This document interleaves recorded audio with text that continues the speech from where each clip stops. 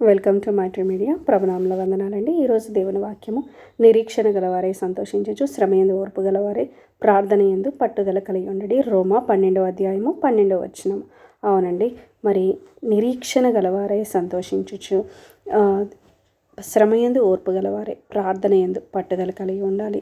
అవునండి, మరి మనకి కష్టం వచ్చిందా, మరి శ్రమ వచ్చిందా, అందులో ఎలా ఉండాలి అంటే నిరీక్షణ గలవారమై ఉండాలంటండి. అవునండి, మన దేవుడు మరి మనకి ఈ కష్టం నుంచి, ఈ శ్రమ నుంచి దేవుడు విడిపిస్తారు అనే నమ్మిక, అలాంటి నిరీక్షణ మనం కలిగి ఉండాలండి. అలాగే శ్రమ వచ్చినప్పుడు కృంగిపోకూడదండి.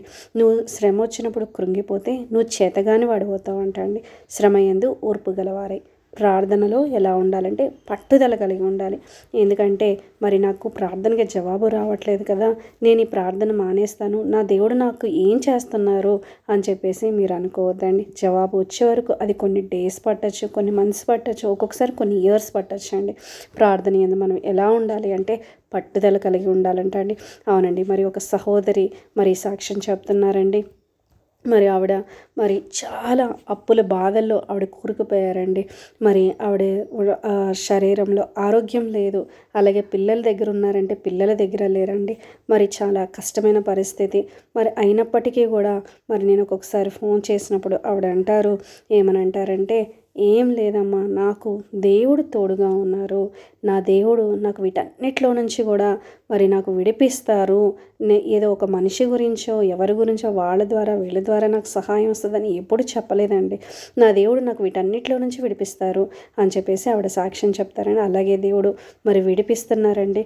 మరి దేవుడు గొప్ప వెలుగు ఆవిడ కొరకు మరి దాచిపెట్టి ఉంచారండి. అయితే మరి ఇక్కడ మనం చూసుకున్నట్లయితే ఒక శ్రమ వచ్చిందా, కష్టం వచ్చిందా, మరి శ్రమలో కృంగిపోకూడదు. మనం ఎలా ఉండాలంటే ఓర్పు గలవారే, నిరీక్షణ, నా దేవుడు నాకు ఈ కార్యం చేస్తారు, ఈ శ్రమలో నుంచి నన్ను విడిపిస్తారు, ఈ కష్టంలో నుంచి నన్ను విడిపిస్తారు అనే నిరీక్షణ మనం ఎప్పుడు కూడా కలిగి ఉండాలండి. క్రైస్తవులు ఇంత ధైర్యంగా ఎలా ఉంటారు అని చాలామంది అన్యులకి అర్థం కాదండి.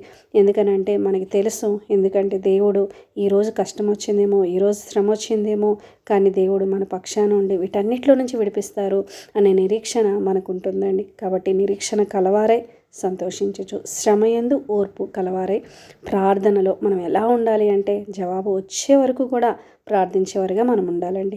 ఓకేనండి, చిన్న ప్రార్థన చేసుకుందామండి. అవును ప్రభా, దేవా తండ్రి నాయన, నిరీక్షణ తండ్రి నాయన, శ్రమయందు ఓర్పు తండ్రి నాయన, ప్రార్థన యందు పట్టుదల ప్రభా మీరు దయచేయండి నాయన. ప్రభువా సహాయం దయచేయండి దేవా. ఎవరైతే వాక్యం వింటున్నారో మీ ఆత్మను తోడుగా ఉండ దయచేయమని అడుగుచు చిన్ని ప్రార్థన యేసయ్య అతి పరిశుద్ధమైన నామంలో అడుగుచున్నాను తండ్రి. ఆమేన్.